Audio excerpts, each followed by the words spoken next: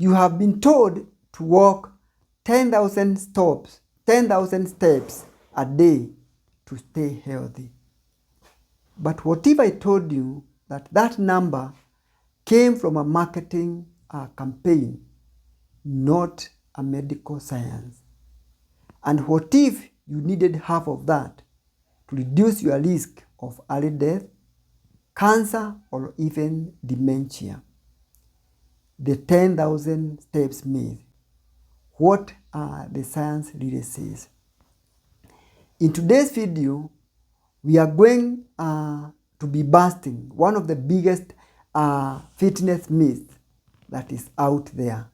We have all been told that the magical number is to do 10,000 steps per day. And what does this mean?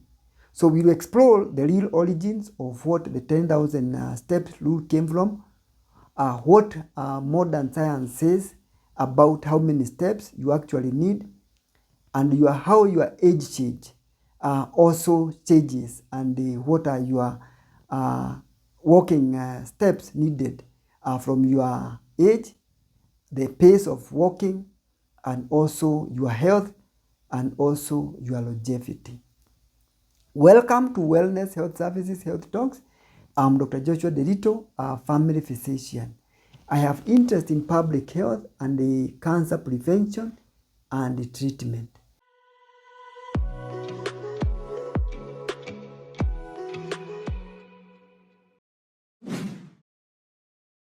In this video, we are going to look at the origin of the 10,000 step routes, what is required as part of your daily exercises, and what is necessary to protect you from chronic diseases and cancer. So let's dive in.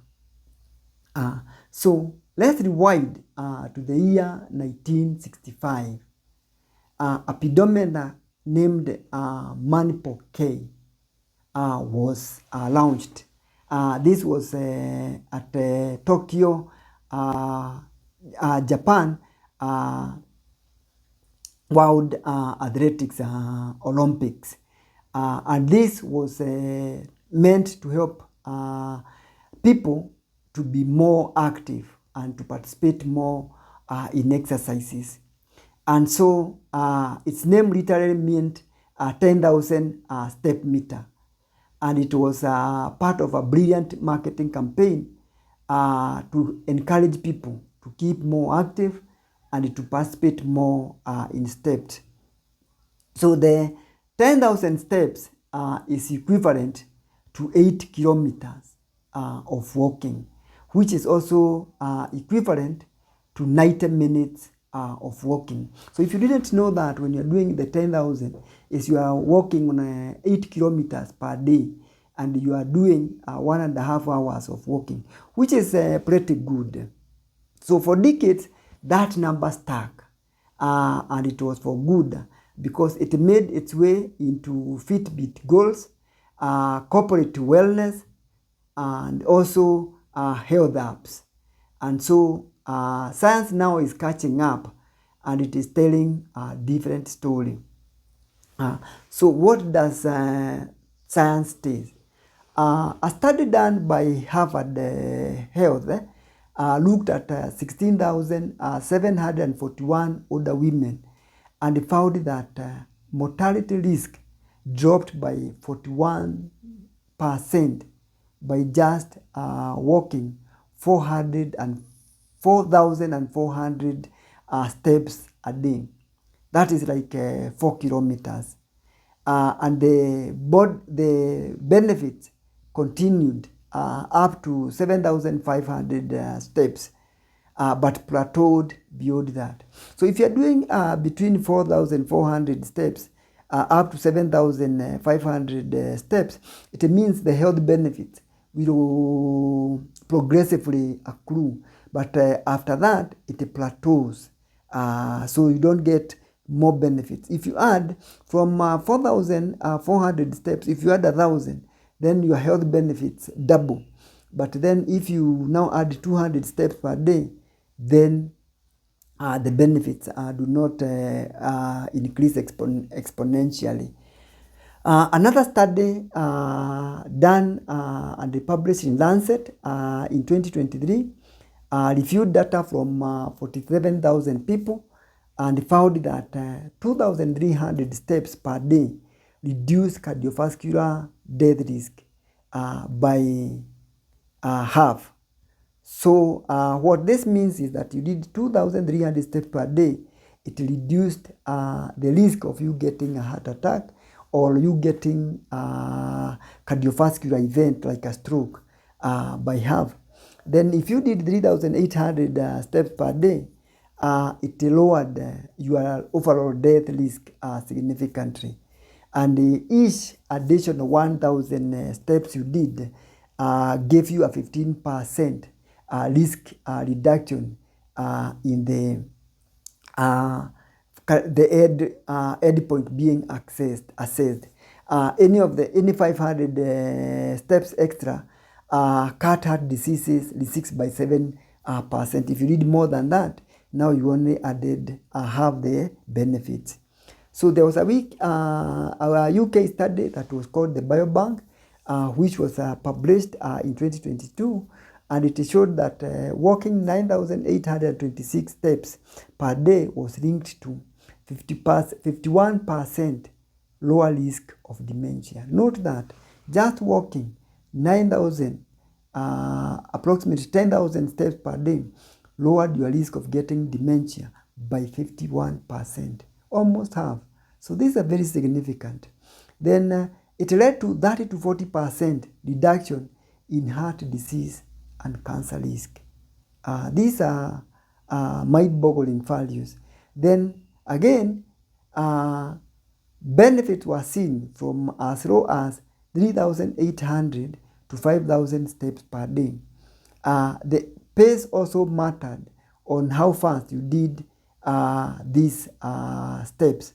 So faster walkers gained extra protection. So if you do your 10,000 steps, you are walking fast, then the benefits multiply. So note this, that it is not only that doing the 10,000 steps that has the health benefit, but it is also how fast you walk. So if you're doing your 10,000 steps on a daily basis, increase the pace that you do your steps. Then let's look at some of the factors that affect how many steps that you do on a daily basis. So the Lancet published a study that in 2023 that broke down the necessary steps as per the age, Under the age of 60, 8,000 to 10,000 steps per day was very important. But over the age of 60, 6,000 to 8,000 steps per day was the significant number.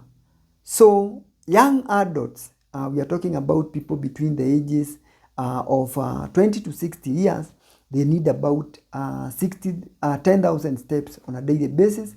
Of course, doing the 10,000 steps is helpful, but if you increase the pace that you do your steps, then this also increases the benefits. And as you old, the health gains are gained at lower steps of between 6,000 to 8,000 steps. So it is not about hitting a magic number, but it is about doing more, moving more today than you did yesterday. And it is not just the quantity, but also the intensity. Studies have shown that brisk walking have added protection. In fact, people who walked at a faster pace had lower dementia risk. So you have higher risk of getting your mental, your mind, your brain affected by dementia, better heart health, and also greater fitness levels. So the more you walk and the faster you walk, the better it is for your brain, for your heart, and your general wellness.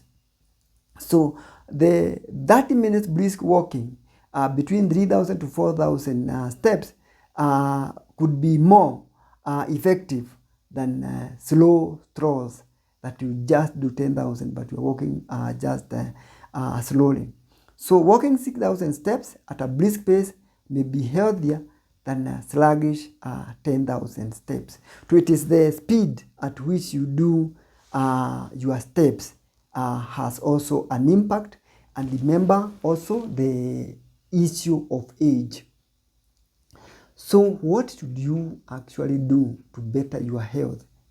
5 evidence-based tips that you should take from this discussion. Start with a baseline. If you're doing 2,000 steps per day now, aim to increase it to 4,000, and you do this progressively.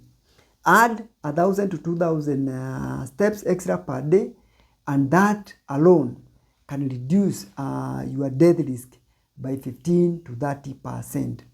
Then the other takeaway is walk briskly.